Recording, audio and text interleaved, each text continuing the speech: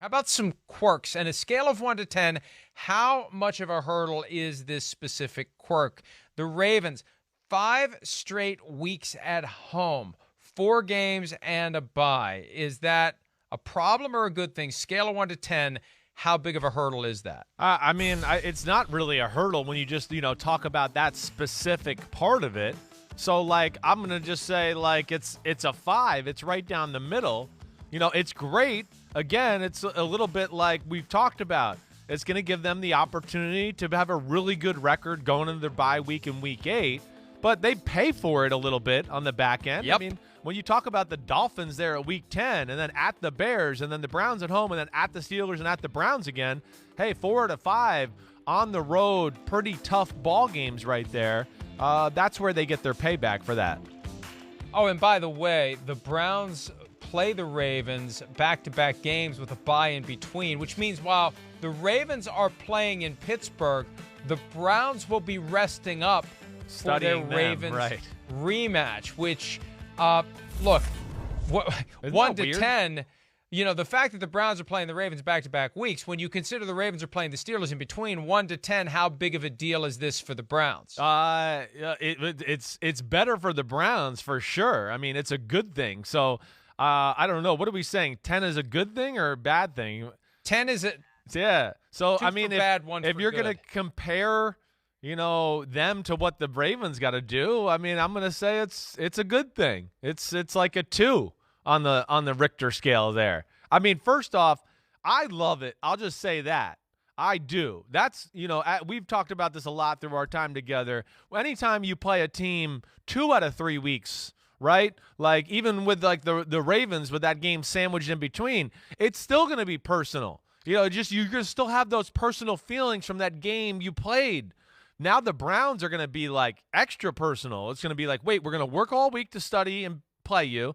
Then we're going to play you. We're going to have a bye week. We're going to go back and watch what we did against playing you, and then also start studying, so we're going to play you one more time.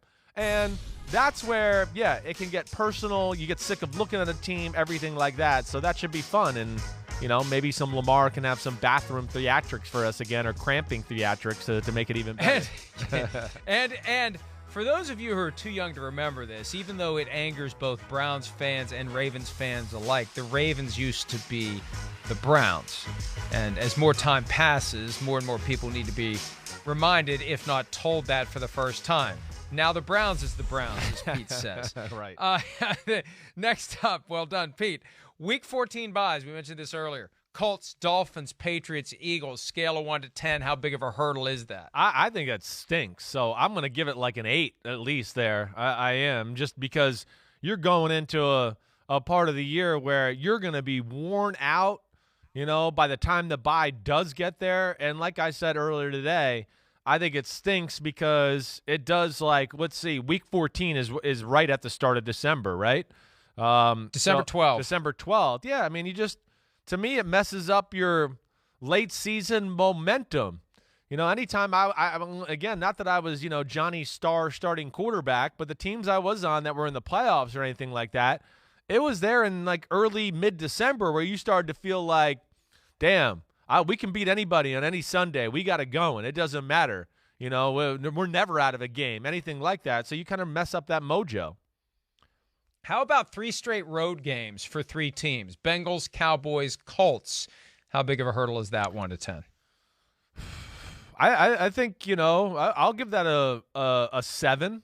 That stinks. 7, 3 road games in a row. That's not easy. 2 road games in a row. But just that extra travel, and then depending where the games are, right? I mean, how far the travel is, everything like that. Yeah, that wears on you as an organization. It wears on the coaches, I think, even more than the players. Because you're traveling back and you get home late on a Sunday, and the coaches got to get in there early again on Monday, and then, grade film and then start on the new game plan and everything like that. And because you were traveling and everything like that, you're behind the 8 ball. So there is something to that. You know, that's one of the things I noticed for the Steelers, who have a very difficult schedule. They have 9 games against teams that won 11 or more last year. They've got the Ravens on Sunday late afternoon, and then they play at Minnesota the following Thursday night. That comes in December. That's not going to be an easy two-game stretch for the Steelers. How about 2 road games to begin the season? Cowboys, Broncos, Vikings, 49ers, all on the road for the first 2 games. The good news is you got 15 games after that, and the bulk of the games are going to be home games, but you got to get through the first 2, and you start 0-2, you're looking at major panic coming into week 3. Yeah, yes, but I guess I don't look at it as like a horrible thing. I think if I had to rate this, I'd probably just give it a 4. I mean, yeah, being on the road first 2 weeks is not perfect, but I do think, like, if you're going to pick a time to do that too, it's not the worst. The energy of the year, you're still fresh and feeling good and you're excited about all of that. And then I think, like you said, to button it up, the other element is now we've gotten 2 road games out of the way and we got 15 games left, and the majority of them are going to be at home. That's the positive there. So I don't, as a player, I never looked at that and was like, oh man, we don't get to play a home game till week 3. It didn't affect me. For the Broncos, it'll be 9 home games in the final 15. For the 3 NFC teams, it'll be 8 home games in the final 15. And look, it depends on who you play, too. Yes. The Cowboys are at Tampa and at the Chargers. They quite possibly will be 0-2. The other teams, Denver, they could beat the Giants. They could beat the Jaguars. Vikings, they could beat the Bengals. They could beat the Cardinals. 49ers, I think they will beat the Lions and the Eagles and be 2-0 before they ever play at home. Yeah. That gives you a hell of a boost. Right. Then you get to 3-0 with that Sunday night game against the Packers, and you're off and rolling. Yeah, I mean, you're going, hey, we've got 2 road games out. We're 2-0, and now we're home a little bit. We can recharge. We're going to have a bye week in week 6. To really make the big end of the year push and all of that type of thing. Get ready for a good Colts team. I mean, the 49ers, no schedule's easy, as we've said, but it definitely is favorable for them to get their feet back underneath them and get back into the Super Bowl form we saw 2 years ago. Hi, I'm Mike Tirico, and thanks for watching. Make sure to hit subscribe for the latest news and highlights from NBC Sports.